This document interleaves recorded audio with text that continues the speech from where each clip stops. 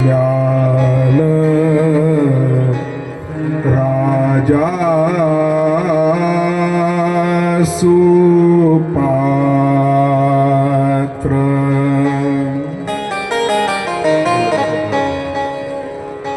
दया आठविता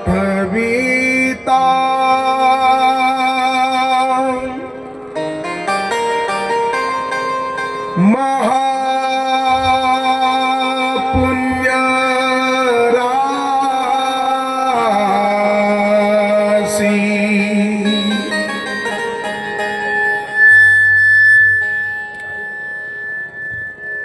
नमस्कार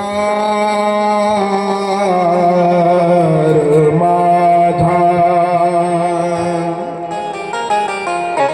श्री सद्गुरु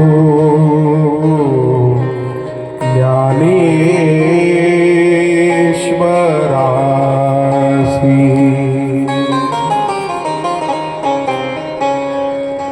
पुंडली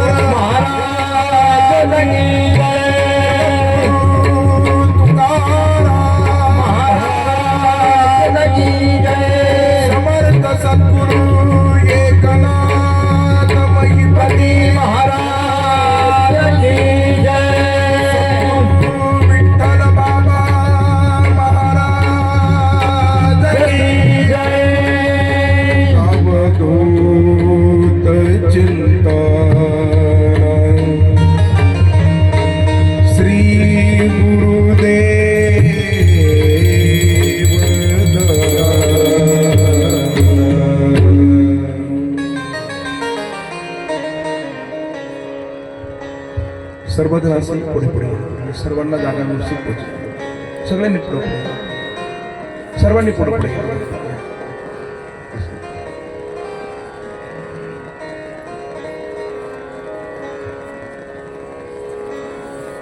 संगीत हरिप्रवचन सेवेला प्रारंभ होण्याच्या अगोदर आदरणीय रावसाहेब पाटील शेळके आपली श्रद्धांजली या ठिकाणी समर्पित करतील. त्यांना विनंती असेल आपण आपली श्रद्धांजली या ठिकाणी समर्पित करावी.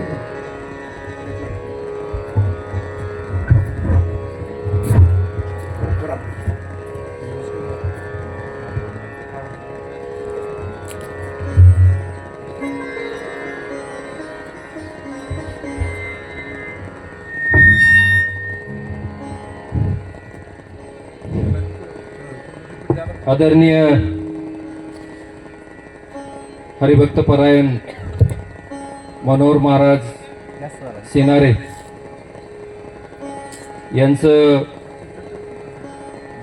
संगीत प्रवचन या ठिकाणी लांडे परिवाराने आयोजित केलेलं आहे.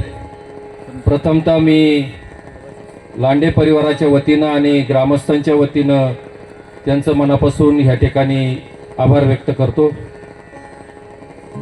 सुरुवात मी जी आदरांजली वाहण्यासाठी या ठिकाणी आलो याचं कारण असं आहे की मला असेच एक दोन कार्यक्रम ह्या ठिकाणी बाहेरगावी आहेत. म्हणून मी महाराजांना विनंती केली की तुमचं प्रवचन सुरू होण्यापूर्वी मला दोन शब्द या ठिकाणी बोलूशी वाटतात. म्हणून मी प्रथमतः सर्व श्रोत्यांचे सर्व मान्यवर मंडळींचं मी मनापासून या ठिकाणी दिलगिरी व्यक्त करतो.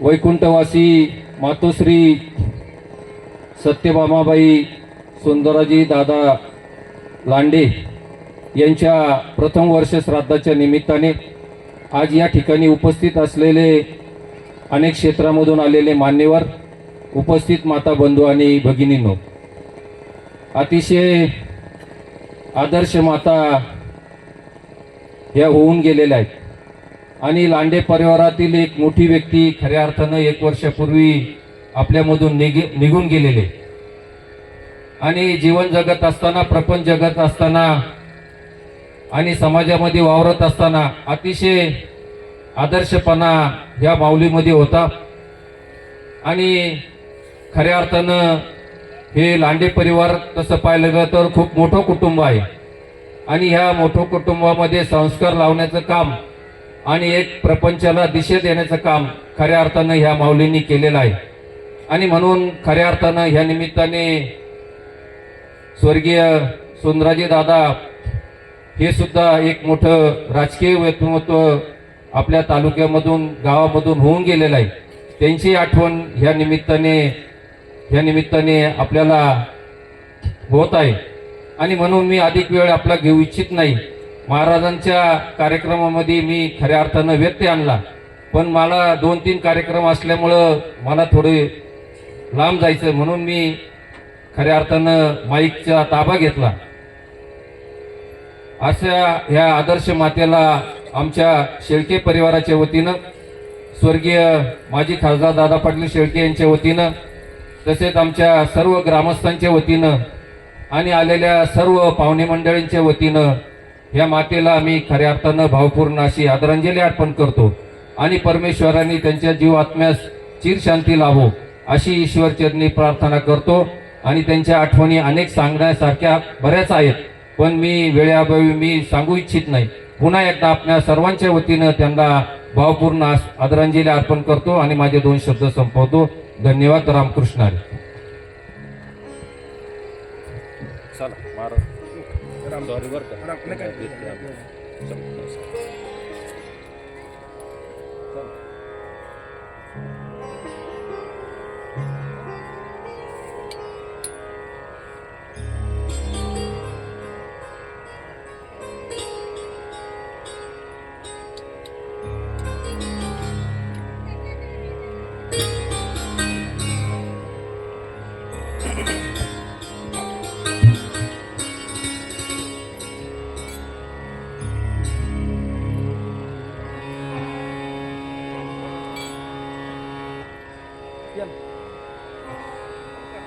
या 2 मिनिटं बोलून जा.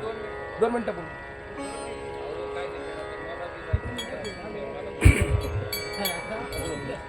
या ठिकाणी आदरणीय संदेशजी कारले ते सुद्धा या श्राद्धविधीच्या अनुषंगानं ह्या परिवाराला भेट देण्यासाठी आलेले आहेत. 1 मिनिट आपल्या भावना व्यक्त करून ते आपली रजा या ठिकाणी घेतील.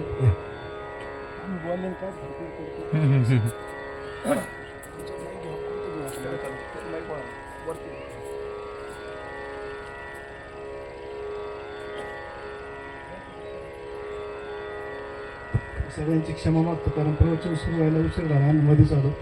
आपण बोलतो आईच्या प्रथम पुण्यस्मरणाच्या निमित्तानं आपण एकत्रित झालेलो आहोत.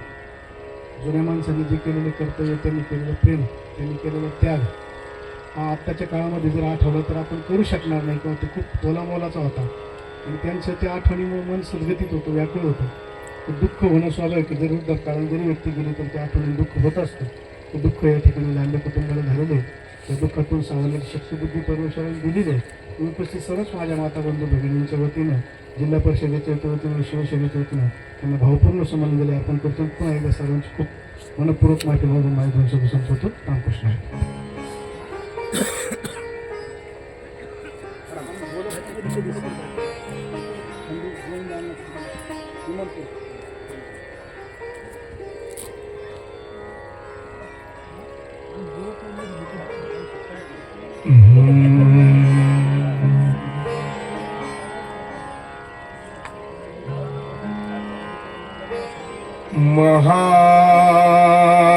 महायोग पीठे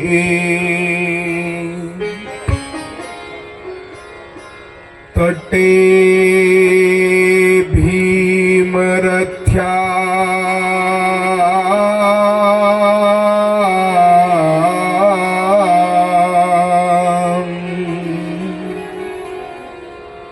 वरं पुण्डरीकाय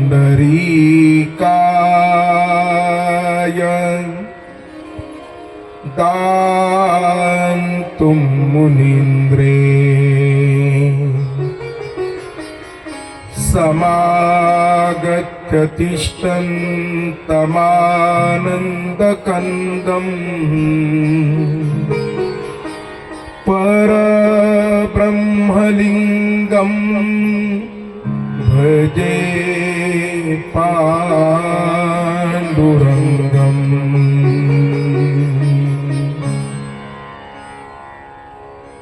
मनोजवम्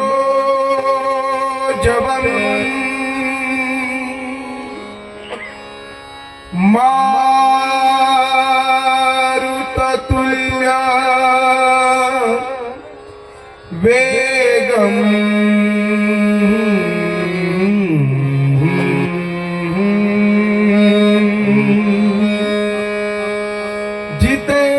जितेन्द्रियं बुद्धिमतां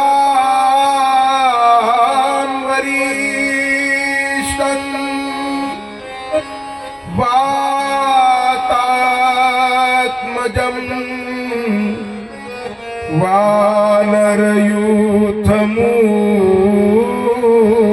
वानरयूथमुख्यम् श्रीराम दूतं शरणं प्रपदे।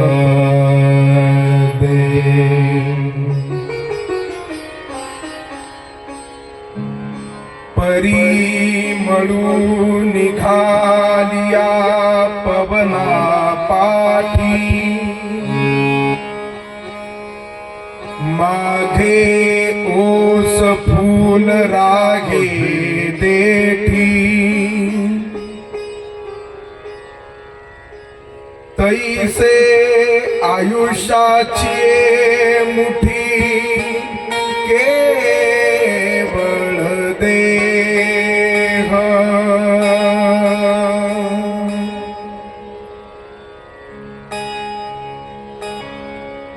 समर्थ सद्गुरु साधकांचे मायबाप माऊली महावैष्णव ज्ञानेश्वर महाराज यांचा हा पवित्र आणि अलौकिक असा ग्रंथ ज्ञानेश्वरी। या ज्ञानेश्वरी ग्रंथातील अध्याय क्रमांक 9 आणि 9व्या अध्यायातील 413व्या क्रमांकाची ओवी आजच्या ह्या संगीत हरिप्रबोधन सेवेच्या माध्यमातून आपल्या समोर चिंतन निरूपणार्थ मी गायलेली आहे। या देहातील चैतन्य निघून गेल्यानंतर या देहाची अवस्था कशा पद्धतीने होते त्यासाठी एक दृष्टांत ज्ञानोबाराने आपल्या समोर मांडण्याचा केलेला हा सुंदर असा प्रयत्न आहे। फुलातील सुगंध वाऱ्याबरोबर निघून गेल्यानंतर जसं ते फुल निस्तेज होतं तशा पद्धतीने ह्या देहातील चैतन्य निघून गेल्यानंतर ह्या देहाची अवस्था आहे। परिमळू निघालिया पवना पाठी मागे ओस फूल रागे देठी तैसे आयुष्याचे मुठी केवळ देह। हा ओवीचा अल्पसा भाव मी आपल्या समोर मांडण्याचा प्रयत्न केला। प्रस्तुत ओवीत हरिचिंतन करण्याच्या अगोदर चाललेल्या कार्यसंबंधानं वक्त्यानं 2 शब्दाचा परिहार देणं हे वक्त्याचं खऱ्या अर्थानं कर्मशः कर्तव्य आहे। ज्या माऊलीच्या पवित्र आणि पावन स्मृतीला उजाळा देण्याच्या अनुषंगानं आपण सर्वजण या भक्तिमंडपामध्ये एकत्रित जमलेलो आहोत।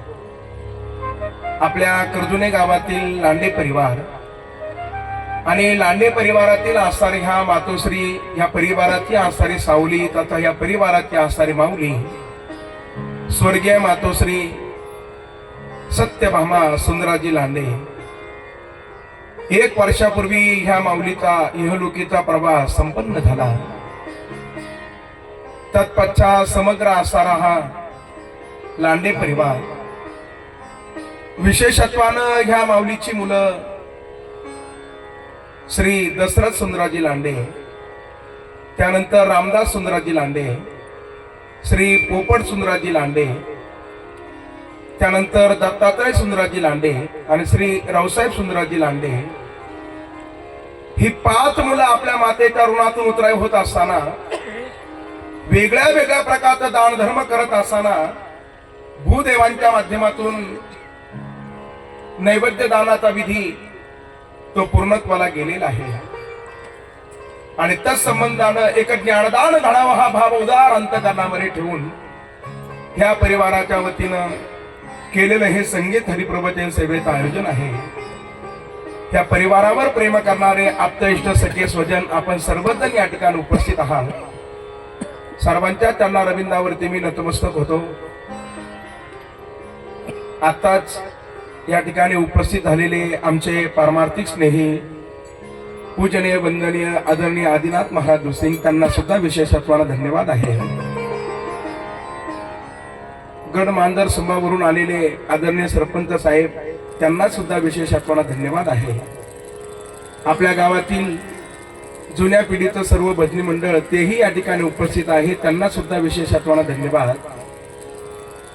लांडे परिवारावर प्रेम करणारे सर्व त्यांचे हितचिंतक, सर्व त्यांचे नातलग आपणही सर्वजण या ठिकाणी उपस्थित होत आहात, आपल्यालाही धन्यवाद. हरिप्रवचन सेवा संगीताच्या माध्यमातून शृंगारित करण्यासाठी आपल्या अहमदनगर जिल्ह्याचे खऱ्या अर्थानं एक ख्यातनाम तबलापट्टू पूजनीय वंदनीय आदरणीय हरिभक्तीपरायण संगीत रत्न शेखरजी दरोडे सर, ते सुद्धा या ठिकाणी उपस्थित आहेत, त्यांना सुद्धा धन्यवाद. आदरणीय चंद्रकांतजी महाराज वायाळ असतील, आदरणीय हरिभक्तीपरायण लक्ष्मणजी महाराज गिरे असतील आणि आदरणीय हरिभक्तीपरायण दिलीप महाराज खळदकर, त्यांना सुद्धा धन्यवाद. हा आवाज आपल्यापर्यंत पोहोचवणारी या कार्यक्रमाला लाभलेले सुंदर साऊंड सिस्टम, त्याचे गोड असे ऑपरेटर शिंदे माऊली, त्यांना सुद्धा विशेषत्वानं धन्यवाद आहे. परी मळू निघालिया पवना पाठी, मागे ओस फुल राहे देठी, आयुष्याचे मुठी केवळ देह. एका दृष्टांताच्या माध्यमातून सिद्धांतापर्यंत पोहोचवण्याचा माऊली ज्ञानराजांचा गोड असा हा मानस आहे. मायबा ओविता भाव आपण पाहणार आहोत. या परिवाराच्या वतीनं हा विधी संपन्न होत असताना मातृऋणातून उतराई होण्याचा ह्या 5 मुलांचा गोड असा मानस आहे. खर तर आपल्यावरती असणाऱ्या ऋणाचा शहाण्या माणसानं काय करावा, विचार करावा. जी माणसं स्वतःवर असणाऱ्या ऋणाचा विचार करतायत आणि त्या ऋणातून उतराई होण्याचा प्रयत्न करतायत, त्यांना शास्त्रीय परिभाषेमध्ये कृतज्ञ म्हटलं जातं. आणि जी माणसं ऋणाचा विचार करतच नाही त्यांना कृतज्ञ म्हटलं जातं. खऱ्या अर्थानं आपण कृतज्ञ होऊ नका मायबाप, आपण कृतज्ञ व्हा. ज्यांचे ज्यांचे आपल्यावरती उपकार आहेत त्या सगळ्या उपकाराचे आपण सर्वांनी काय ठेवा, दान ठेवा. त्या उपकाराचं वर्गीकरण 3 प्रकारामध्ये केलं. बरं, पहिले जे उपकार आहे त्याला म्हटलं जातं आध्यात्मिक उपकार, दुसरे उपकार आहे त्याला म्हटलं जातं दैवी उपकार आणि तिसरे जे उपकार आहे त्याला म्हटलं जातं भौतिक उपकार. बरं, कधीतरी आपण श्रवण केलं असेल भगवंताच्या आणि संतांचे आपल्यावरती जे ऋण आहे त्याला म्हटलं जातं आध्यात्मिक उपकार. बरं, आहेत ना आपल्यावरती भगवंताचे उपकार आहे महाराज, आहे ना. काय दिलं भगवंतानं? अरे काय दिलं नाही भगवंतानं, सगळं काही भगवंतानंच आपल्याला दिलं. भगवंत आपल्याला 2 गोष्टी देतो मायबाप. जेने हा जीव दिला दान, पहिली गोष्ट म्हणजे भगवंतानं चैतन्य दिलं आणि दुसऱ्या गोष्टीचा ज्या वेळेला आपण विचार पाहतो, देवे दिला देह भजना गोमटा. या 2 गोष्टी भगवंताने खऱ्या अर्थानं आपल्याला दिलेल्या आहेत. त्या भगवंताच्या ऋणातून जर उतराई जर व्हायचं असेल तर तयाचे करीन चिंतन, सदैव त्या भगवंताचं चिंतन करावं. खाता पिता उठता बसता त्याचं स्मरण करा, म्हणजे काही अंशानं त्याच्या ऋणातून उतराई होता येईल. बरं, नाही काही करता आलं तर सकाळी किमान त्या भगवंताच्या देवाऱ्यासमोर बसल्यानंतर एक अभंग आपण प्रेमानं म्हणा. भगवंत स्तुतिप्रिय आहे. श्री अनंता मधुसूदना पद्मनाभा नारायणा जगत व्यापका जनार्दना आनंद घना अविनाशा सकळ देवादी देवा कृपाळवादी केशवा महानंदा मानुभवा सदाशिवा सहजरूपा. त्या भगवंताच्या ऋणातून उतराय होत असताना सदैव त्याचं चिंतन करा. आपल्यावरती आणखी उपकार आहे संतांचे, आपल्यावरती उपकार आहे आपल्या श्री गुरूंचे मायबाप आहे ना. जीवनामध्ये जर आपल्याला जर श्री गुरु प्राप्त झाले नसते, जीवनामध्ये जर हे संत या भूतानावरती प्रगट जर झाले नसते, तर देव आपल्याला कळलाच नसता महाराज. खरं तर आपल्याला देवाचा परिचय कोणी करून दिला? संतांनी करून दिला. या संतांनी आपल्याला सांगितलं हा परमात्मा आलाय, पण आला कसा? पुंडलिकाच्या भावार्था गोकुळाहुनी झाला गेता नीद प्रेम भक्ती भक्ता घ्या घ्या आता म्हणत से नेनो ब्रह्म मार्ग चुकले उघडे पंढरपुरासी आले भक्त पुंडलिके देखिले उभे केले समचरणी. या भगवंताचा परिचय आपल्याला जर कोणी करून दिला, त्याच्या स्वभावाचा परिचय करून दिला, त्याच्या कार्याचा परिचय करून दिला, त्या भगवंताच्या स्वरूपाचा परिचय करून दिला महाराज. कसा आहे परमात्मा? सत्य तू सत्य तू सत्य तू विठ्ठला. काय आहे त्याचं कार्य? जयापासून सकळ महिमंडळ हे झाले. आणि कसा आहे परमात्म्याचा स्वभाव? तो परमात्मा फार दयाळू आहे. केवळ त्याचं दर्शन जरी घडलं तरी सुद्धा तीनही प्रकारच्या तापाची निवृत्ती होऊन जाते. काय महिमा वर्णू आता सांगन किती, काय महिमा वर्णू आता सांगन किती, काय महिमा वर्णो आता सांगणे किती, काय महिमा वर्णो आता सांगणे किती. कोटी ब्रह्महत्या मुख, कोटी ब्रह्महत्या मुख बघा जाती, काय महिमा वर्णो आता सांगणे किती, काय महिमा वर्णो आता सांगणे किती.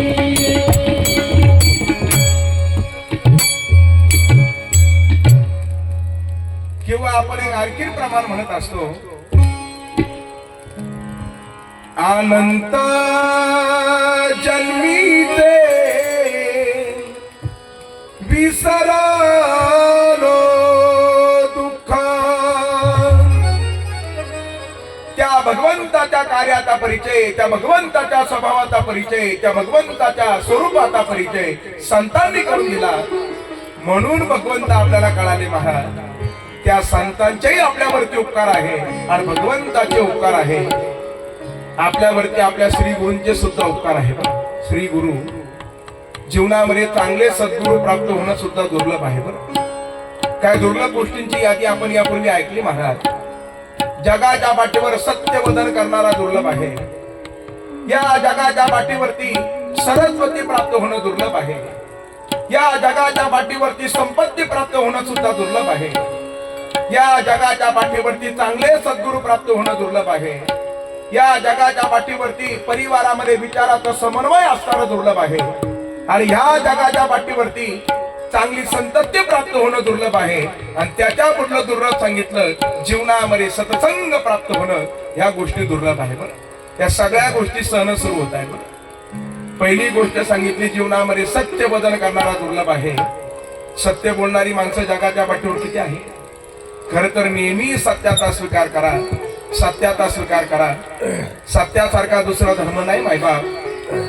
धर्म न दुसरा सत्य समाना,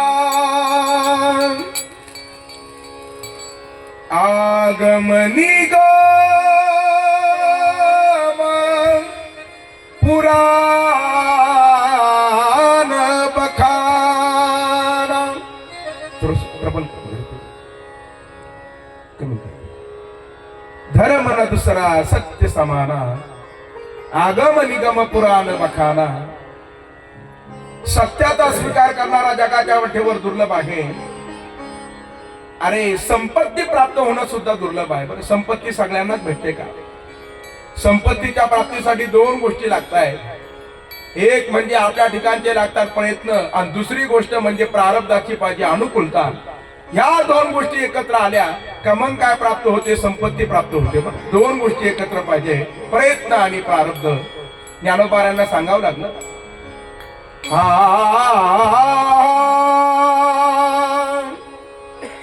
भाग्याचे निभडसे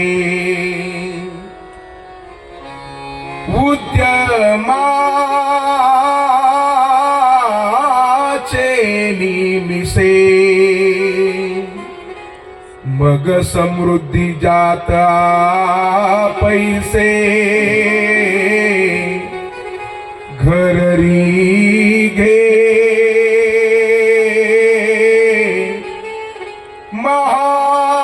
महाराज ज्ञानेश्वर माबोली. दोन मित्रांचं उदाहरण आम्ही ऐकलं होतं. बरं, एक होतं प्रयत्नवादी आणि दुसरं होतं प्रारब्धवादी. एक प्रयत्नावरती विश्वास ठेवणारा होता, दुसरा प्रारब्धावरती विश्वास ठेवणारा होता. दोघ जण प्रवासाला निघाले. रात्र झाली होती, दिवसभर त्यांना भोजन प्राप्त झालं नव्हतं.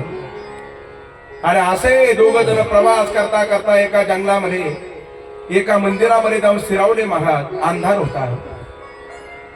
प्रारब्धवादी म्हटलं माझ्या नशिबामध्ये असलं तर कुठूनही येईल, आणि प्रयत्नवादी म्हणला अरे देरे हरी पलंगावरी कसं जमेल, काहीतरी स्वतःहून प्रयत्न केले पाहिजे.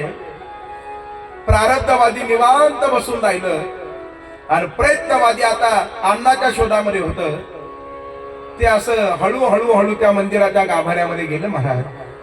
आणि त्या मंदिराच्या गाभाऱ्यामध्ये गेलं, असं खाली आता त्याला जावं लागलं. ते मंदिर होतं भगवान महादेवांचं. आणि अशा महादेवाच्या पिंडीजवळ गेलं, त्याला ते चापसू लागलं. आणि त्या महादेवाच्या लिंगाला काहीतरी चिपकल्याचं त्याला भासलं. बरं, त्यानं असा थोडासा भाग घेतला, थोडं चाकून पाहिलं. लोणकडी तुपापासून बनवलेला शिरा होता. ते चाकून पाहिलं. एक एक घास घेत होता, खात होता. पण हळूहळू तो घास एक एक खात असताना त्याला त्याच्यामध्ये अजून मधून खडे लागायला लागले. ते असा खडा बाहेर काढायचा, जे बाहेर प्रारब्धवादी होतं ना त्याला फेकून मारायचं, घे खडा. पण ते काय साधन होतं मारा, त्याला खडा फेकून मारला का ते असं चापटायचा, खडा कुठं पारला तो गोळा करायचा आणि खिशामध्ये ठेवायचा. बरं, याला प्रयत्न केले तर काय मिळाला? शिरा मिळाला. सकाळ झाली, म्हणे अरे तू फक्त प्रारब्धावरती विश्वास ठेवला आणि मी प्रयत्न केले म्हणून मला माझी भूक भागवली गेली. तो म्हणला अरे तुला मिळालं म्हणून तू उपहास करत होता, मला खडे फेकून मारत होता ना. मी काय साधा नाही, तेवढेही खडे आता खिशामध्ये घालून ठेवले. त्यालाही माहिती नव्हतं खडे कशाचे आहे आणि किती खडे आहे, म्हणून त्यानं खिशामध्ये हात घातला, असे खडे बाहेर काढले. तर ते खडे नव्हते महाराज. आदल्या दिवशी राजानं त्या महादेवाचा अभिषेक केला होता, प्रसाद आणला होता आणि हिरे माणिक मोती त्या प्रसादामध्ये त्या लिंगाला त्यानं चिपकवले होते. ते असे संपू लागले. आणि ज्या वेळेला ते चमकलेले पाहिले, मग प्रारब्धवादी म्हटलं अरे तू प्रयत्न केले तर फक्त तुला एका रात्रीचं भोजन मिळालं आणि मी प्रारब्धावरती विश्वास ठेवला तर माझं आयुष्याचं दारिद्र्य गेलं. सांग मग कोण श्रेष्ठ आहे?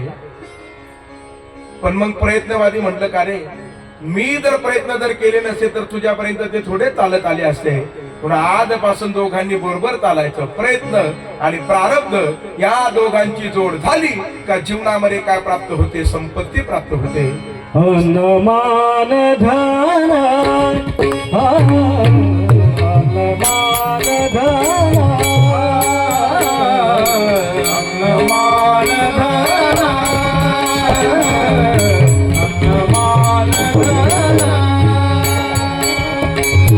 हनुमान धन हनुमान धन हनुमान धन हनुमान धन जो प्रारब्धाधीन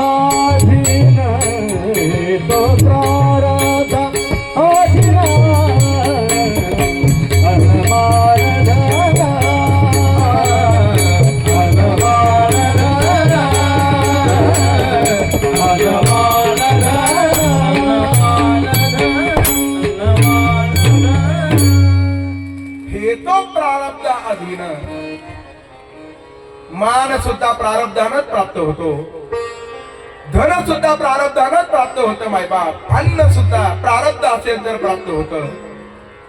म्हणून आपण पाहत होतो संपत्ती प्राप्त होणं सुद्धा दुर्लभ आहे, तसं जीवनामध्ये चांगले सद्गुरू प्राप्त होणं सुद्धा दुर्लभ आहे. काय करतात सद्गुरू? या जगाच्या पाठीवर असत काय सत्य काय याचा निवाडा करतात महाराज, याचा निवाडा करतात. सत्य आणि असत्याचा निवाडा करताय. या जगताच्या पाठीवर अविनाशी काय आहे विनाशी काय आहे याचा निवाडा करतात. उजाळा आलो वाटा खरा खोटा निवाडा. असे सद्गुरू आपल्याला त्या सत्य वस्तूची प्राप्ती करून देतात महाराज. सद्गुरूची व्याख्या फार सुंदर आली भागवतामध्ये बरं. मंत्र तंत्र उपदेशिते गुरु घरोघरी आईते, जे शिष्या ते दाविते सदवस्तू से त्यासी सद्गुरु मी म्हणे. जे शिष्याला सदवस्तूची प्राप्ती करून देतात, सत म्हणजे परमात्मा, त्या परमात्म्याची प्राप्ती करून देत आहेत, त्याला खरी अर्थानं काय म्हणावं? सद्गुरू म्हणावं. आणि असे सद्गुरू जीवनामध्ये प्राप्त होणं दुर्लभ आहे. आपलं गाव मोठं भाग्यवान आहे. आदरणीय बाबांसारखे सद्गुरू आपल्याला प्राप्त झाले. सद्गुरू विठ्ठल बाबांसारखे महान व्यक्तिमत्वाची संगत आपल्याला घडली मायबाप. आपण सर्वजण मोठे भाग्यवान आहात. काय करतात सद्गुरू? ज्ञानोबारा म्हणताय हे सद्गुरू आपल्या ठिकाणच्या अज्ञानाची निवृत्ती करताय आणि आपल्याला ज्ञानाची प्राप्ती करून देत आहे.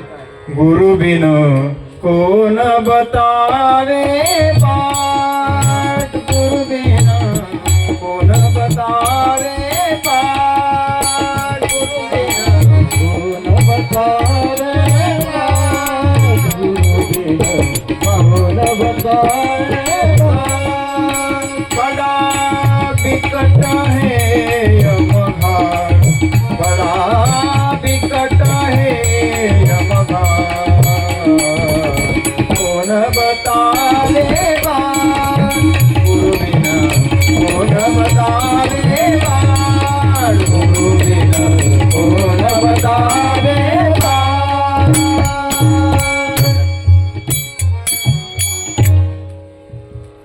बड़ा कठिन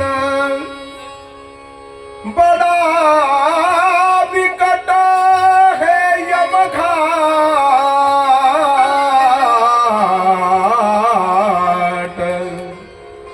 गुरु बिन कौन बताए बाट.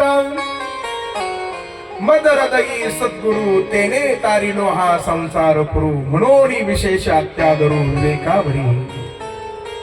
संतांची भूमिका ही सद्गुरूंची सुद्धा आहे महाराज. ते आपल्या सर्वांना खऱ्या अर्थानं जागृती प्रदान करताय. संत जागृती प्रदान करतात कशाविषयी? पहिली जागृती प्रदान करतात आपल्या स्वरूपाविषयी, नंतर जागृती प्रदान करतात आपल्या स्वकार्याविषयी, नंतर जागृती प्रदान करतात आपल्या स्वधर्माविषयी. तीन प्रकारची जागृती साधू संत महात्मे करतात महाराज. पहिलं त्यांनी आपलं स्वरूप सांगितलं. आपण स्वतःला काय समजतो? जीव समजतो महाराज. स्वतःला जीव समजतो ना? आपण स्वतःला जीव समजतो, पण साधू संत महात्मे सांगतायत अरे तुका म्हणे कैसी की व कोठे जीव निराळा. सांगावं लागलं त्यांना देवाची बरे देवाची बरे, तुका म्हणे खरे तुम्ही. एखाद्याचं नाव घेतलं तुम्ही हे आहे, ते म्हणतो मी आहे. तुमचं गाव हे आहे, अगदी खरं आहे. तुमचा भाऊ हे आहे, अगदी खरं आहे. आणि त्याला जर म्हणणार तुम्ही देव आहे, ते म्हणतो मी देव नाही. पण साधू संत महात्मे त्याला सांगतात देवची बरे देवची बरे आणि तुका म्हणे खरे तुम्ही. साधू संत महात्मे श्री गुरु आपल्याला आपल्या स्वरूपातच ज्ञान करून देतात मायबाप. जसं भगवंतांनी सांगितलं लोहा माझी परिसू रसा माझी सिद्ध रसू आणि मनुष्य माझी अंशू माझाची दान, तसं गोस्वामीजी सुद्धा म्हणताय ईश्वर अंश जीव अविनाशी,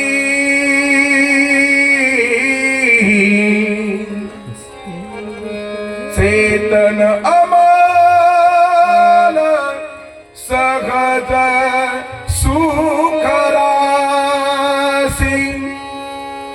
ईश्वर अंश जीव अविनाशी, चेतन अमल सहज सुख रासी. स्वरूपाचं ज्ञान करून देत आहे, स्वकार्याचं ज्ञान करून देत आहे. आणि असं ज्ञान करून देत असताना ते आपल्याला स्वधर्माविषयी सुद्धा जागृती प्रदान करतात. स्वधर्माविषयी सुद्धा ज्ञान करून देत आहे. काय धर्म आहे महाराज? पहिले तसे तर ढोबळ मानानं दोन धर्म सांगितले, एक म्हणजे असणारा सामान्य धर्म आणि दुसरा असणारा विशेष धर्म. बरं, सामान्य धर्म सांगितला मायबा. सामान्य धर्माचं पालन करत असताना आपण आपल्या वाट्याला आलं जे काही कर्तव्य आहे ते कर्तव्य आपण काय केलं पाहिजे, अगदी बिनचूकपणे पूर्णत्वाला नेलं पाहिजे. आपल्या मायपित्यांची सेवा, आपल्या पितरांचे असणारे कार्य आपण श्रद्धेनं पूर्णत्वाला न्यावे मायबा. खरं तर प्रत्येक मुलानं, प्रत्येक जीवातल्यानं आपल्या पितरांचं स्मरण केलं पाहिजे. 3 वेळेला स्मरण केलं पाहिजे. केव्हा करावं? 3 वेळेला. एक स्मरण म्हणजे ज्या तिथीला त्या पितरांनी आपल्या परिवारातील सदस्यांनी आपला देह ठेवला, एक त्या तिथीला स्मरण करावं, ती म्हणजे आजची तिथी आहे. बरं, दुसरं स्मरण करावं अक्षय तृतीयाच्या वेळेला, आणि तिसरं स्मरण करावं पितृपक्षामध्ये. बरं, त्या पितरांचा आशीर्वाद जर आपल्याला जर हवा जर असेल तर हे प्रत्येक जीवात्माचं काय आहे, कर्तव्य आहे. मला प्रत्येकानं या कर्तव्याचा स्वीकार केला पाहिजे. आणि आपण जर जबाबदारीने जर हे कर्तव्य जर पार जर पाडाल तर स्वर्गातील पितर संतुष्ट होत आहेत आणि संतुष्ट पितरांचा कृपा आशीर्वाद आपल्याला प्राप्त होतो महाराज. त्यांचा आशीर्वाद प्राप्त होण्यासाठी हा विधी करणं शास्त्रानं आपल्याला कर्मप्राप्त सांगितलं. तुकोबारा म्हणताय, तुका म्हणे पितर आशीर्वाद देती,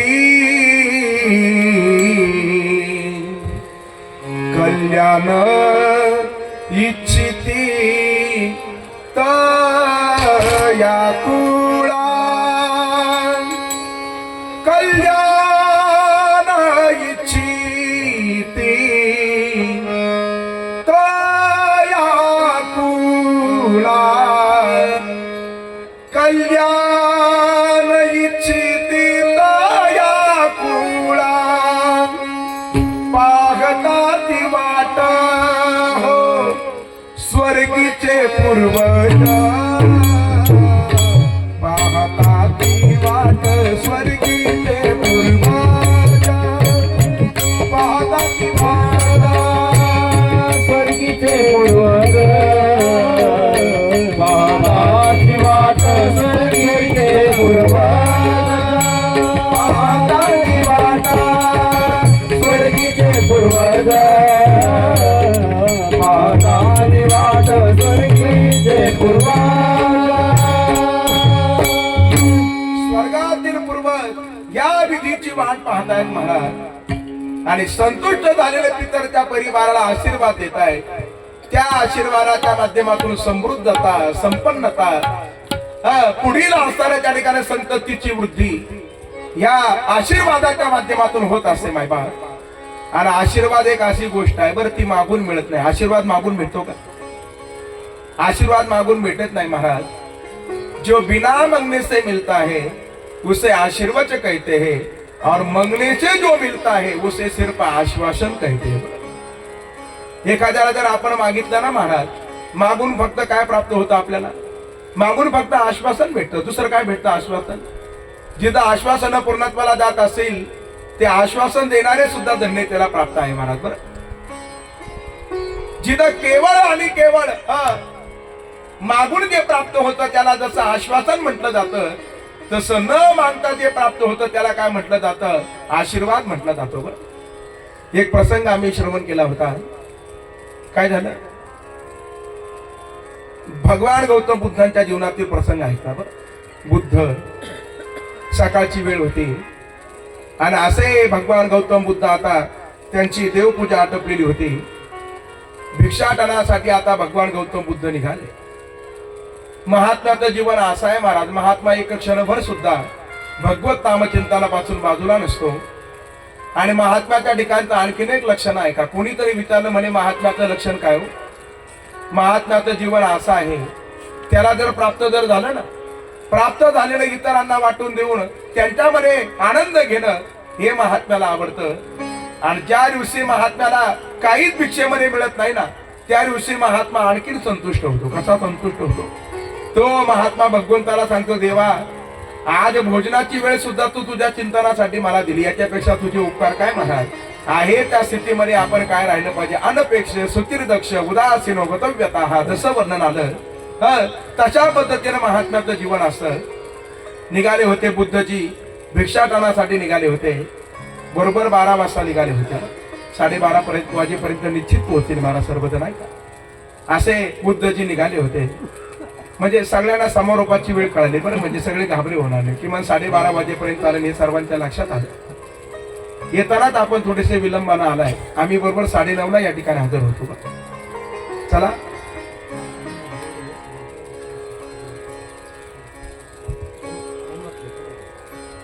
या पुढे पुढे महिला मंडळ या पुढे पुढे, हे सगळ्यांनी पुढे महाराज तुम्ही वरती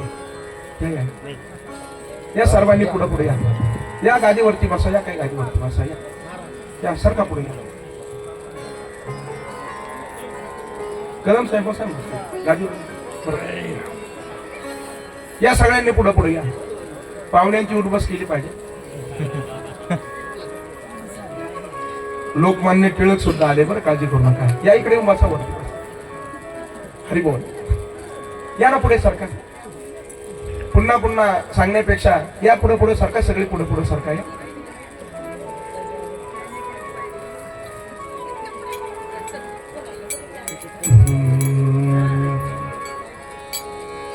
जय जय राधा रमण हरी बोल. जय जय राधा रमण हरी बोल. जय जय राधा रमण हरी बोल. जय राधा रमण हरी बोल.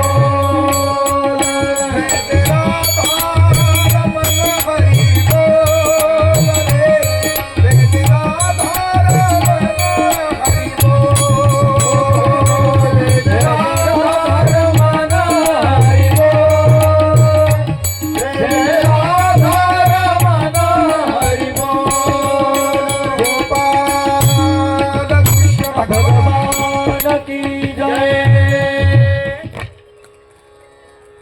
मला वाटलं भजन होईपर्यंत सगळे पुढे पुढे येतील. आपल्या कुठली मोकळी जागा फक्त ठेवू नका, म्हणजे सोपं होईल. सगळ्यांना विनंती आहे, मफलर वाले मागं पाहू नका, पुढे सरका. या पुढे या सरका. सगळे सगळे पुढे या. सर्व पुढे या. जे जे उठले त्यांनाही धन्यवाद, जे उठणार आहेत त्यांनाही धन्यवाद. पण साहेब तुम्ही असे करून वाच म्हणजे मॉनिटर म्हणतो पुढे. हा धन्यवाद.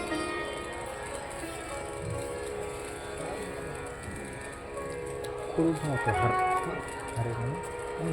खोलून ठेवा म्हणजे सगळं पाणी असतं.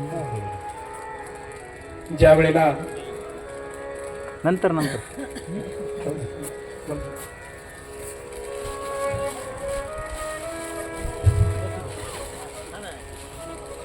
गोविंद बोलो हरि गोपाल बोलो.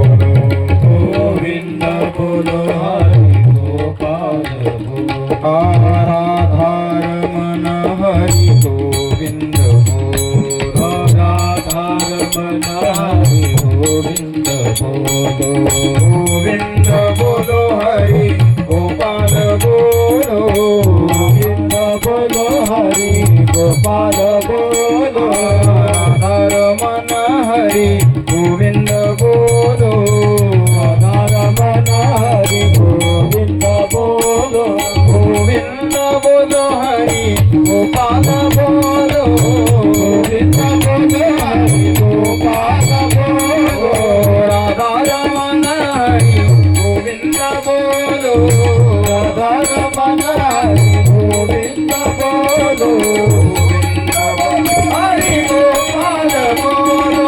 गोविंद बोलो हरि गोपाल बोलो. कृष्ण भगवान की जय.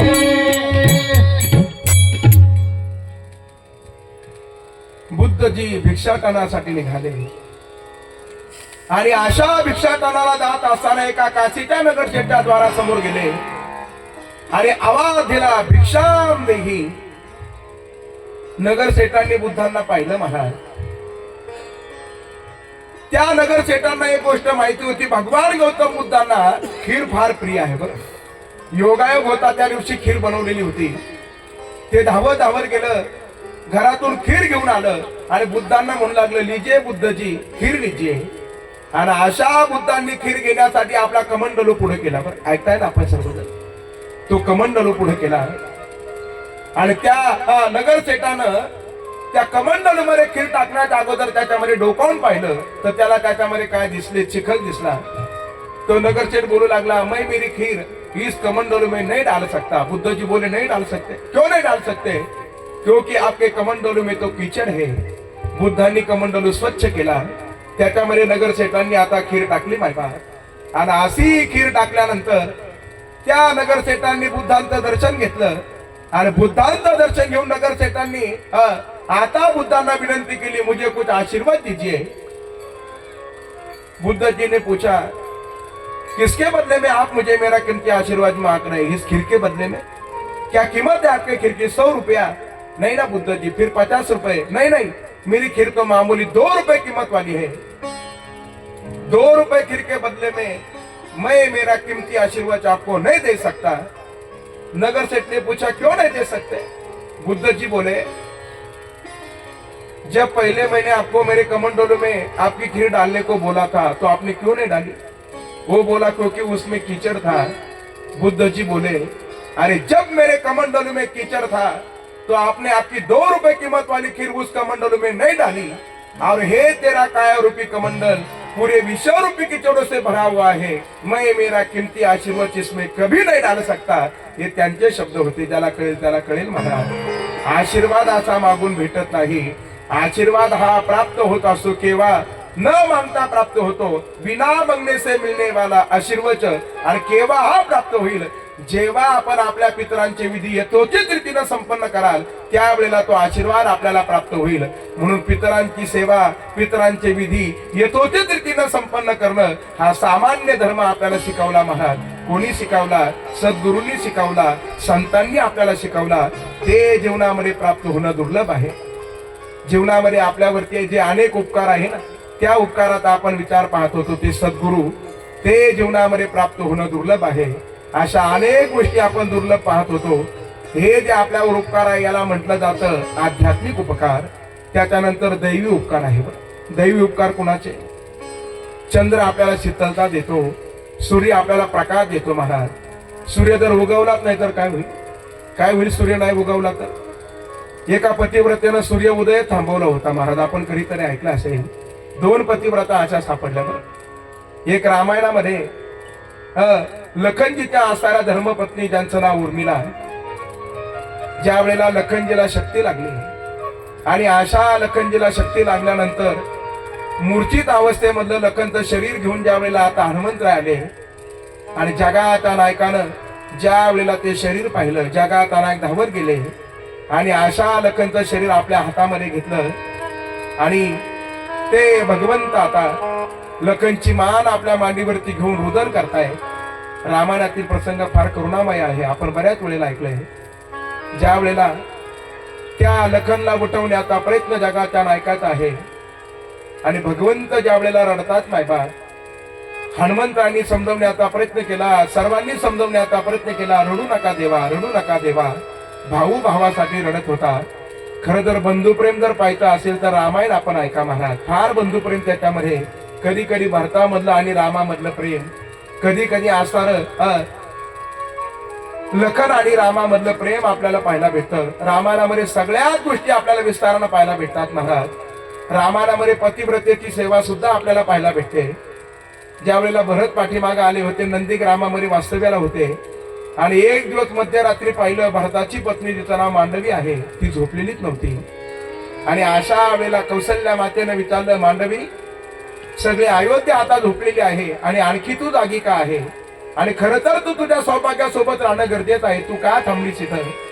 त्यावेळेला त्या मांडवीनं सांगितलं, म्हणे हे बघा माताजी, माझ्या सौभाग्यानं माझ्यावरती जबाबदारी दिली तुमच्या सेवेची, म्हणून मी इथं थांबले. बरं ठीक आहे, आता एवढी मध्यरात्र होऊन गेली तरी तू जागी का आहे? त्यावेळेला मांडवीनं सांगितलं, इथून पाहिल्यानंतर मला नंदीग्रामामध्ये जिथं माझ्या सौभाग्याचं वास्तव्य आहे ते इथून स्पष्टपणे दिसतंय. आणि आजूकही त्यांच्या कुट्यामध्ये दिवा प्रज्वलित आहे. आणि ज्या अर्थी दिवा प्रज्वलित आहे याचा अर्थ माझं सौभाग्य आणखी जागा आहे. आणि जोपर्यंत माझं सौभाग्य झोपी जात नाही तोपर्यंत मला सुद्धा झोपण्याचा अधिकार नाही. बरं, पतिव्रतेची सेवा, भावाची सेवा भगवंत उठवण्याचा प्रयत्न करत होते. असा जगात एक ज्या उठवण्याचा प्रयत्न करतोय. हनुमंतांनी समजवण्याचा प्रयत्न केला. प्रभू रामचंद्र सांगू लागले, हे बघ हनुमंता, अरे हा लखन माझ्या बरोबर आलाय. खरं तर वनवास फक्त माझ्यासाठीच काही काही मातेनं मागितला होता. सुनभू प्राण प्रिय भावत जीता देऊ एक बर भरता टीका तापस देश विशेष उदासी चवदह बरसागी राम बनवासी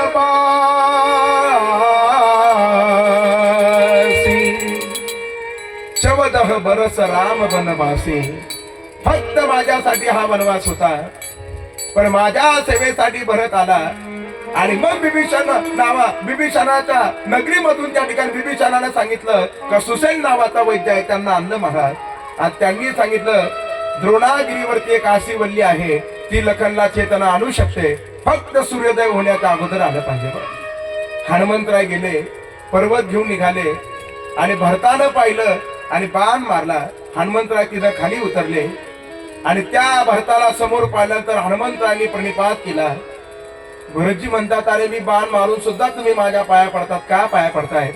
हनुमंतराय म्हणले, तुमचं स्वरूप माझ्या श्री गुरूंसारखं, म्हणजे माझ्या जे आराध्य आहे रामासारखं आहे. म्हणजे तुम्ही रामाला ओळखताय? म्हणे हो, मी त्यांना ओळखतो. आणि समग्र वृत्तांत ज्या वेळेला आता वर्णन करून सांगितला, भरतानं उभ्यानं अंग खाली टाकलं. महाराज काय रामाच्या वनवासाला कारण सुद्धा मीच आहे.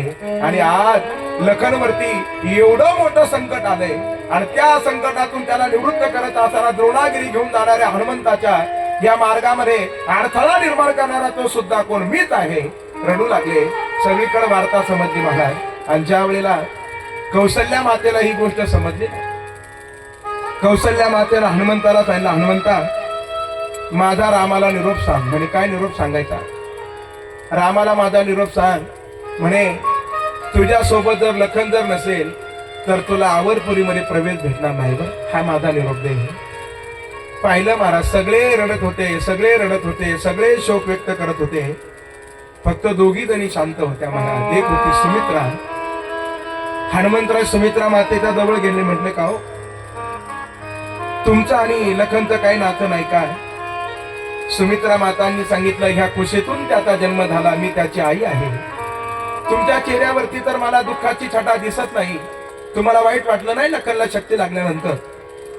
सुमित्रा मातेनं सांगितलं, हनुमंतरायांना सांगतात, हे बघा, जरी रामाच्या सेवेसाठी माझा मोठा मुलगा लखन कामी आला तर काही हरकत नाही. मला दुसरा मुलगा आहे, ज्याचं नाव शत्रुघ्न आहे, मी लगेच रामाच्या सेवेला त्याच्या पाठवू शकते महाराज. म्हणून मला रडण्याचं काय कारण नाही. आणि आता ज्या वेळेला उर्मिलेच्या जवळ आले आणि अशा उर्मिलेच्या चेहऱ्यावरले भाव पाहिले, ती सुद्धा समाधानीच होती. बरं विचारलं हनुमंतरायांनी उर्मिलेला, तुमचा आणि लखनचा काय संबंध नाही का? त्यावेळेला उर्मिला मातेला सांगितलं, घ्या आवरपुरीमध्ये सगळ्यात निकट तुमचा संबंध जर कोणाचा असेल तर माझा आहे. ते माझं सौभाग्य आहे आणि मी त्यांची अर्धांगिनी आहे. अर्धांगिनी आहे. मग तुम्ही का, तुम्हाला दुःख वाटत नाही? त्यावेळेला उर्मिला मातेचे शब्द आहे, म्हणे अहो माझं सौभाग्य निवांत झोपलेलं आहे आणि खरा बाण ज्याला लागला ते रडत आहे. आणि त्याच्या पुढे सांगितलं, ज्यानं राम नावाचं कवच धारण केलं त्याला काहीच होऊ शकत नाही. हनुमंतराय म्हणले, मला आता गेलं पाहिजे, सूर्य उदयाच्या अगोदर गेलं पाहिजे. उर्मिला मातेला सांगलं, काळजी करू नका, काळजी करू नका. की एक रघुवंशाची सून सांगते, जोपर्यंत तुम्ही माझ्या सौभाग्यापर्यंत जाऊन पोहोच होत नाही तोपर्यंत सूर्याचा उदय होणारच नाही महाराज. एका पतिव्रतेमध्ये हे सामर्थ्य आहे. सूर्य उदय होण्यापासून सुद्धा थांबवणं. ते दत्तांचं उपाख्यान सांगत असताना त्याच्यामध्ये एक पतिव्रता येते. महाराजीचं नाव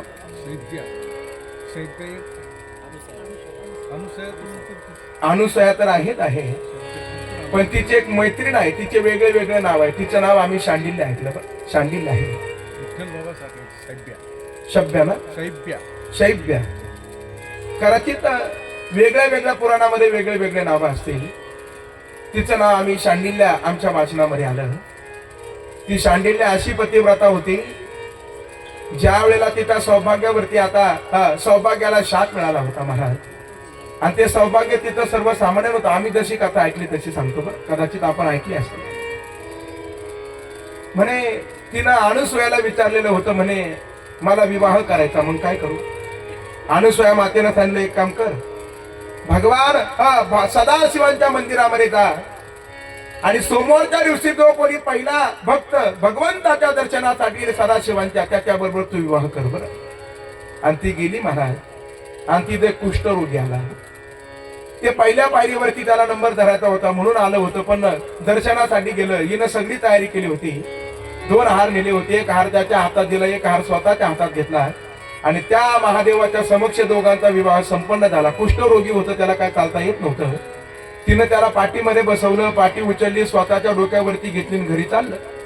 रोगाने जर्जर झालेलं होतं, पण थोडं विकाराने जर्जर होतं महाराज. त्या गावाच्या वेशीतून जाताना त्यानं एक वेशाला पाहिलं, तिचं सौंदर्य पाहिलं आणि ती वेशा त्याच्या मनामध्ये घर करून बसली. ही पतिव्रता शांडिल्य त्याची सेवा करायची महाराज. आणि एक दिवस त्या शांडिल्यनं विचारलं, म्हणे तुमची काय इच्छा असेल ते सांगा, मी पूर्णत्वाला नेईल. हे कुष्ठरोगी म्हणलं, माझी फक्त एकच इच्छा आहे, गावाच्या प्रवेशद्वारामध्ये जी वेश्या आहे ना तिनं माझी सेवा केली पाहिजे, माझी इच्छा पूर्णत्वाला नेली पाहिजे. क्षणभर स्तब्ध झाली. पण पतीच्या सेवेसाठी काय करावं म्हणून तिनं काय केलं, मध्यरात्री उठायची आणि मध्यरात्री उठून ती जी वेश आहे ना तिच्या दारासमोर जाऊन झाडलोट करायची, सडा संवर्धन करायची, रांगोळी काढायची, निघून यायची. ती सकाळी उठली का पाहायची, माझ्या दारामध्ये कोणी एवढं सुंदर सडा संवर्धन केलं. असं बऱ्याच दिवस सुरू राहिलं. आणि मग त्या वेळेला त्या वेश्यानं विचार केला, आता मी पाहिलं पाहिजे कोण येतं. ती रात्रभर जागीच राहिली आणि सेवा करून निघालेली शांडिल्य तिनं तिला पकडलं. कोण आहेस तू? तिनं सगळा वृत्तांत सांगितला. याच्या पाठीमागला तुझा हेतू काय? तिनं हेतूही सांगितला. आणि मग तुझ्या सौभाग्याची जर इच्छा असेल, खरं तर मी वाईट पाऊल टाकणारी बाई, सगळ्या गावामध्ये माझी जी चर्चा आहे ती वेगळ्या अर्थानं माझी चर्चा आहे, आणि तरी तू माझी सेवा करते. तुझ्या पतीची जर इच्छा पूर्णत्वाला न्यायची असेल, घेऊन ये तुझ्या पतीला. आणि ती गेली महाराज, पतीला आणण्यासाठी गेली. पतीला पाठीमध्ये बसवलं, पतीला डोक्यावरती घेतलं आणि ज्या वेळेला पतीला घेऊन निघाली आणि त्यावेळेला नेमकं मांडव्य ऋषींना शिळावरती दिलं होतं. त्यांच्यावरती चोरीचा आळ आला होता. काही चोरांनी चोरी करून त्यांच्या आश्रमामध्ये ते धन टाकलं आणि राजाच्या सेवकांना समजलं. त्यांना वाटलं हे चोर आहे, त्यांना पकडलं आणि त्यावेळेला शिळावर दिलं जायचं. पण ते त्यांनी चोरी केलीच नव्हती, फक्त थोडेसे आणि त्यांच्या शरीरामध्ये प्रवेश करून गेली होती, म्हणून त्यांना आणि मांडव्य म्हणताय. आणि ज्या वेळेला तो हंडेल फिरवला जाऊ लागला आणि ते मांडव्य ऋषी वरती वरती जाऊ लागले आणि हा कुष्ठरोगीच्या पाठीमध्ये बसलेला होता. आणि त्या आलीवर बसलेल्या मांडव्य ऋषीने यांना धक्का दिला आणि त्यांना जरा वेदना झाल्या. त्या मांडव्य ऋषींनी शाप दिला, ज्यानं कोणी मला धक्का दिला असेल, मला या वेदना निर्माण केला असेल, उद्याचा सूर्योदय होता क्षणी त्याचा मृत्यू होणार. त्या पतिव्रतेनं ऐकलं महाराज. तिनं आपली डोक्यावरली पाठी खाली ठेवली आणि कमरेला पदर खोवला. ती म्हणू लागली, उद्या जर सूर्य उदय समयाला माझं सौभाग्य जर थांबणार असेल, उद्या जर सूर्य उदय समयाला मला जर वैधव्य निर्माण जर होणार असेल, तो सूर्य कसा उगवतो मी पाहते. आस्तमानाच्या दिशेने चाललेला सूर्य आणि त्याला तिनं ललकारलं, खबरदार, उद्या तू जर उगवला तर तू आहे आणि मी आहे. आणि नाही ना उगवला महाराज सूर्य, नाही उगवला. सूर्याचा उदय झाला नाही. सगळे दिनक्रम आता थांबले गेले.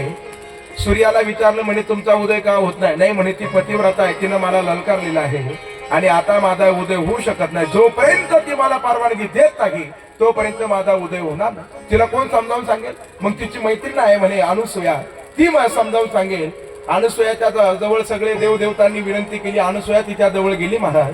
आणि अशा अनुसूयेनं त्या शांडिल्यला विचारलं, शांडिल्य, तू सूर्याला सांगितलं सूर्याबरोबर त्या ठिकाणी तू सूर्याला असं सांगितलंय का उद्या जर उगवला तर बघ. म्हणे हो मी त्याला ललकारलेला आहे, त्याला उदयाले उदय. शांडिल्याच्या डोळ्यातून आशू आले. ते म्हणे माझ्या सौभाग्याला शाप मिळाला आहे का उद्या सूर्योदय होता क्षणी त्यांचा काय होणार, मृत्यू होणार. मांडवी ऋषींचा शाप आहे. अनुसूयेने सांगितलं काळजी करू नको, मी जरी तुझ्या सौभाग्याचा मृत्यू झाला माझ्या पातिव्रत्याच्या बळावरती त्याला काय करेल मी सचेतन करेल, काळजी करू नको. आणि मग त्या शांडिल्यनं सूर्यदेवाला सांगितलं हे सूर्यदेवा तुम्ही उदयाला या.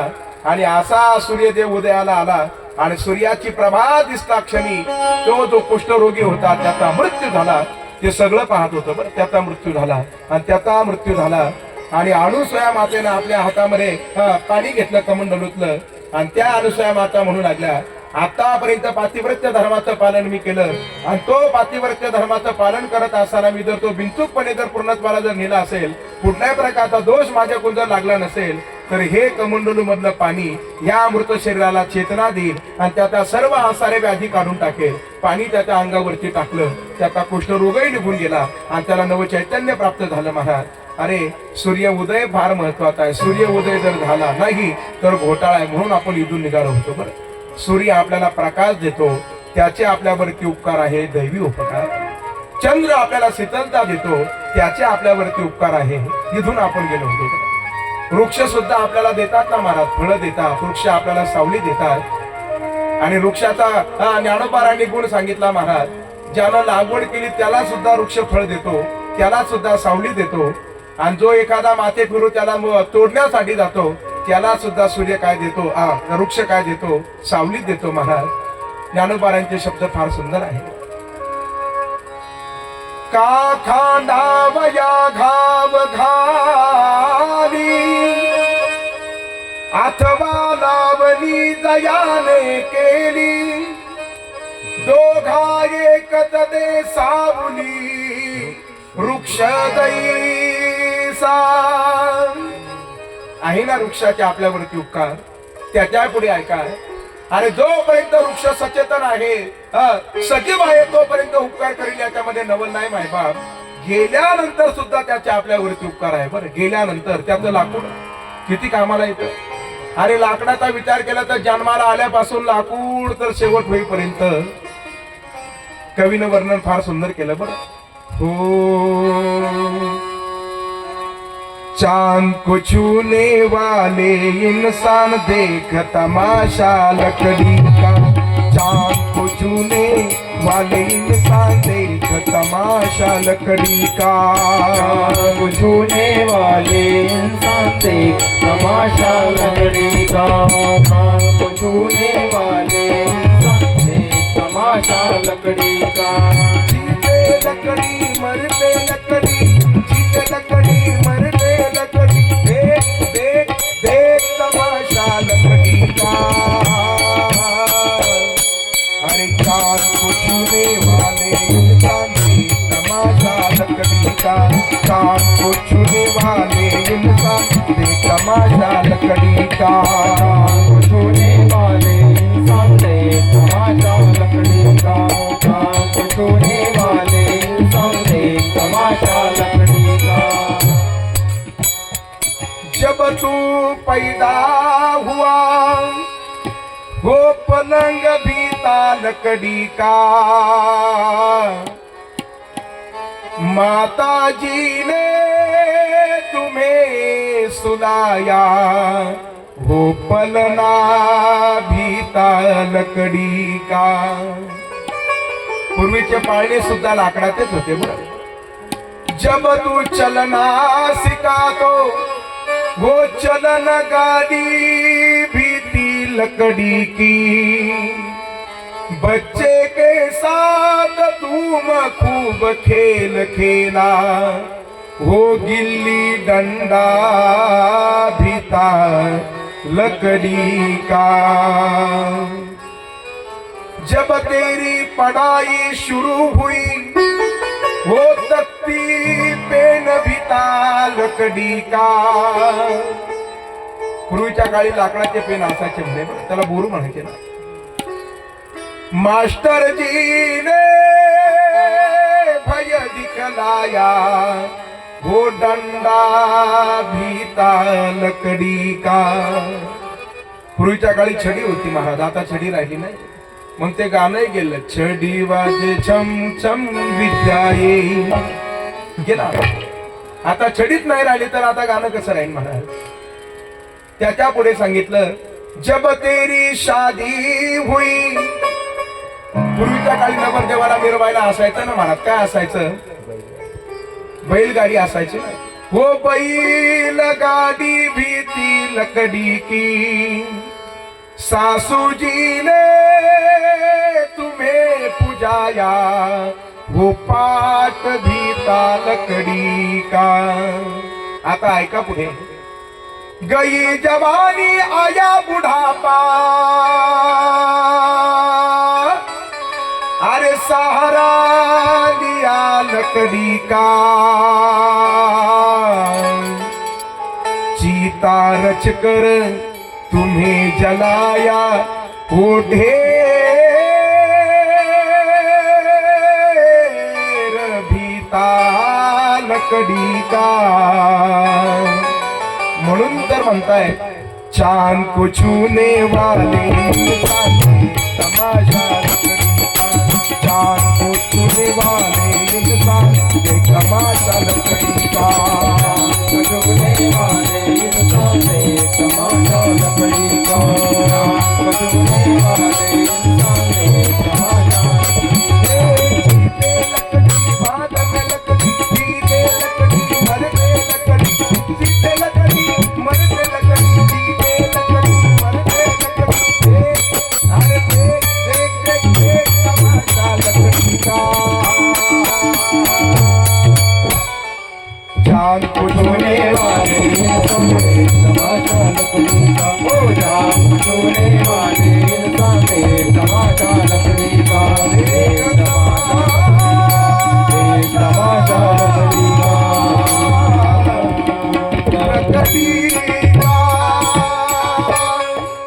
देख तमाशा लकड़ी का. सजीव झाड आपल्यावरती उपकार करेल याच्यामध्ये नवल नाही. अचेतन झाडाचे सुद्धा आपल्यावरती एवढे उपकार आहे महाराज, याला म्हणावं दैवी उपकार. आणि त्याच्या पुढले तिसऱ्या क्रमांकाचे उपकार सांगितले ते म्हणजे भौतिक उपकार. ते म्हणजे जन्मदात्या माता पित्यांचे. आणि अशा मातेच्या ऋणातून उतराई होण्याचा या परिवाराचा गोड असा मानस आहे. 1 वर्षापूर्वी ह्या माऊलीचं देहावसन झालं. थांबणं प्रत्येकाचं निश्चित आहे मायबा. ज्याला प्रारंभ आहे त्याला शेवट आहे. प्रवचन सुद्धा आपलं प्रारंभ झालं, त्याचा सुद्धा आपल्याला काय करायचा? शेवट करायचा. जीवनही असंच आहे महाराज. अरे जन्म दिनांकाला ज्या जीवनाला ज्या प्रवासाला प्रारंभ होतो, आणि प्रवास कशासाठी करायचा असतो? प्रवासा थांबण्यासाठीच करायचा असतो. आपण आज सगळे आपापल्या घरून निघालो महाराज. महाराज उमऱ्यावरून निघाले, कोण कुठून निघालं, कोण कुठून निघालं. सगळ्यांना इथे येऊन थांबायचं होतं ना. हा प्रवास आहे महाराज. जीवनाचा सुद्धा प्रवास आहे. जन्म दिनांक ते मृत्यू दिनांक यांच्यामधला जो कालावधी आहे याला म्हटलं जातं जीवन.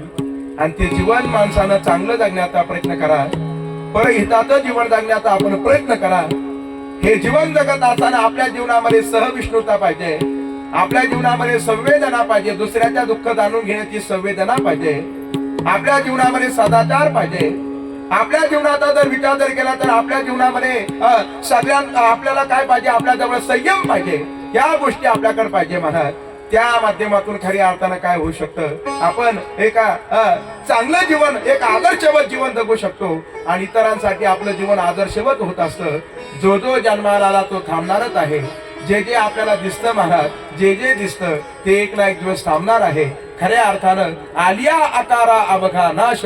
तुकोबारांचे शब्द फार सुंदर आहे. क्षणभंगुरा हा येथील पसारा, आलिया आकारा अवघा नाश. हे म्हणून प्रत्येकाचं थांबणं निश्चित आहे. आयुष्य आपलं हळूहळू हळूहळू हळू काय होतंय? कमी होतंय महाराज. काय करताय? 2 मिनिटं बसून झालं. समोरच झालं का? मग आलं आपला.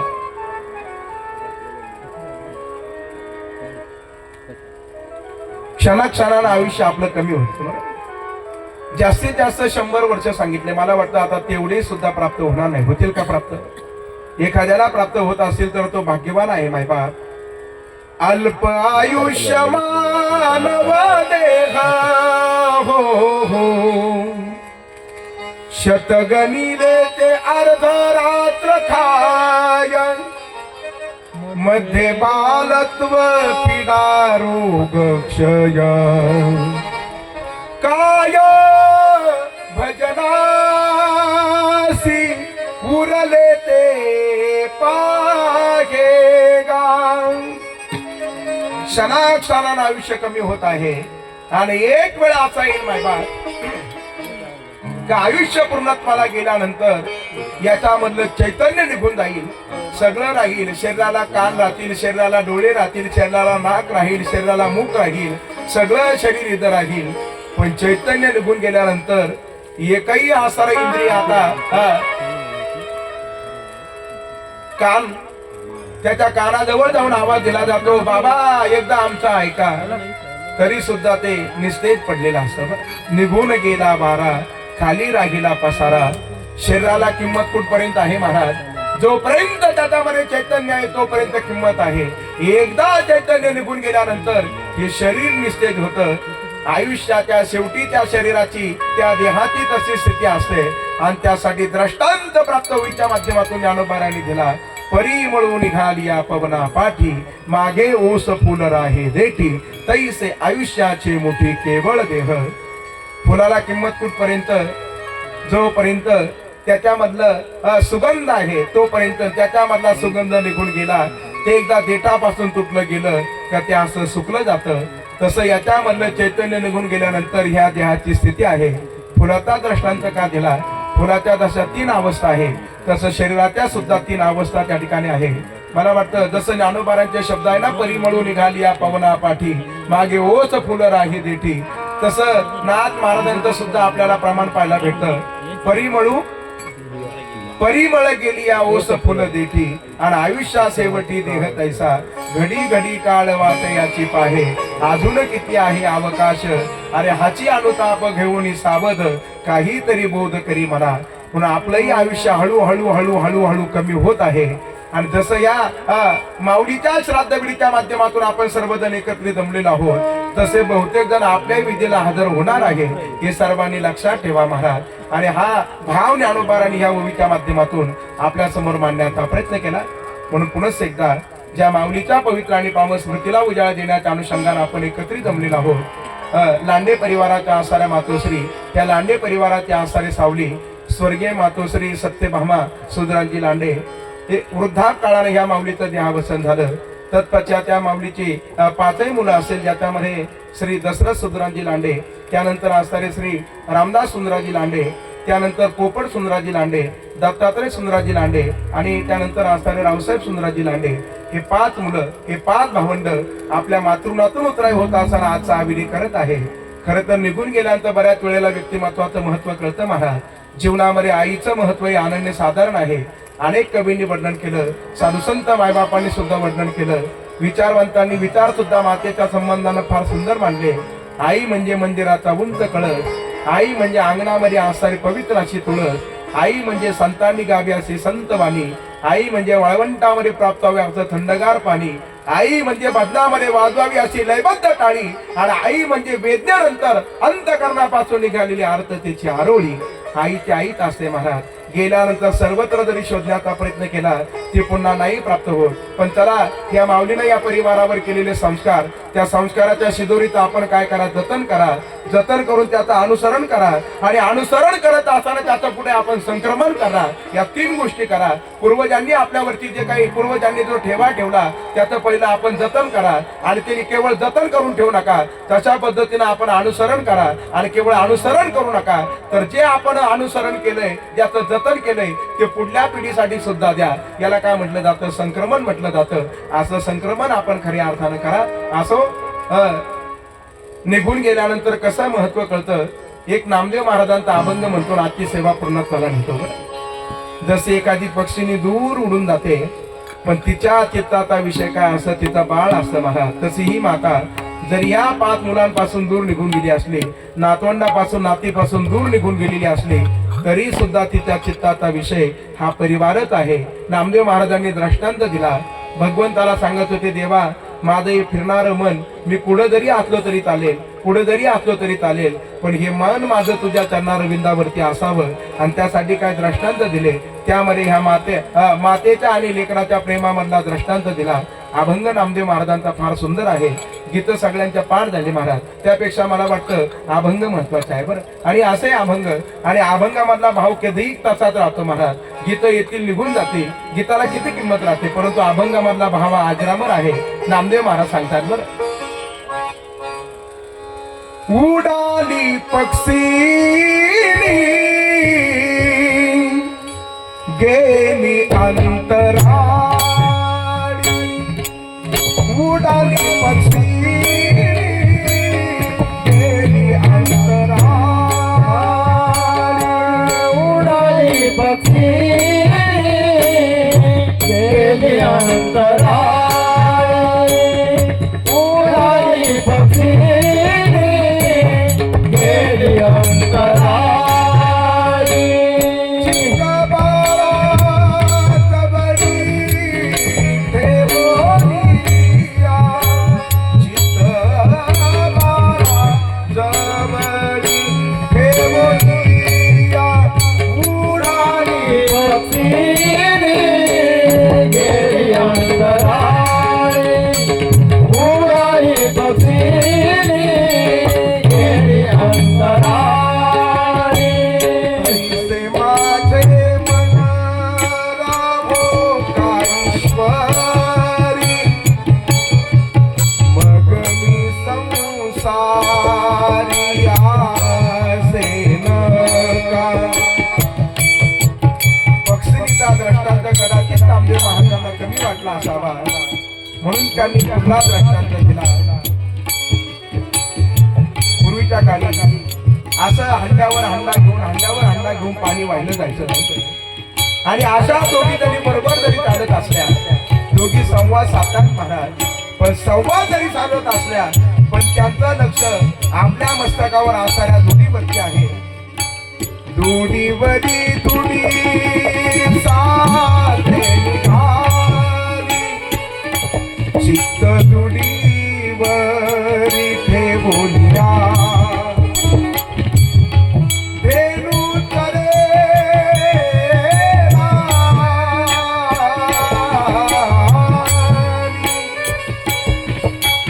धेनू तरेला वस्त्राचे घरी, चित्त वस्त्रावरी ठेवूया.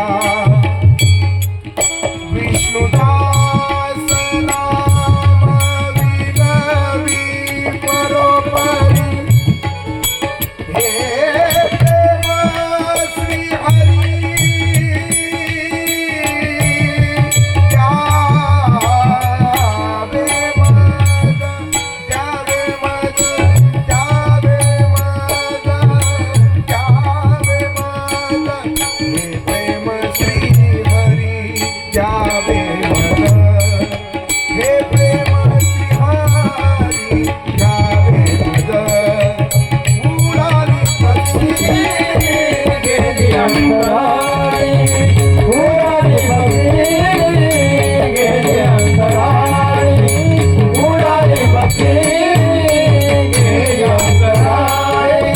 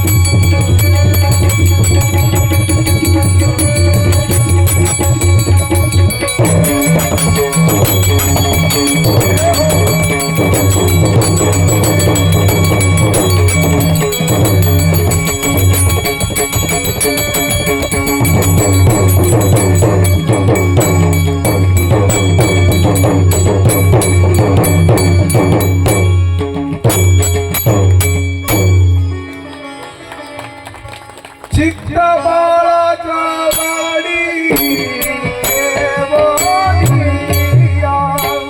चित्त बाळाचा वाडी देवरिया, मुडाली पक्षी गेली अंतराळी, उडाली पक्षी गेली अंतराळी, गेली अंतराळी, गेली अंतराळी.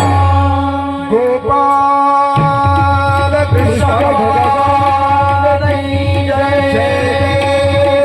श्री राधे सद्गुरुनाथ भगवान की जय.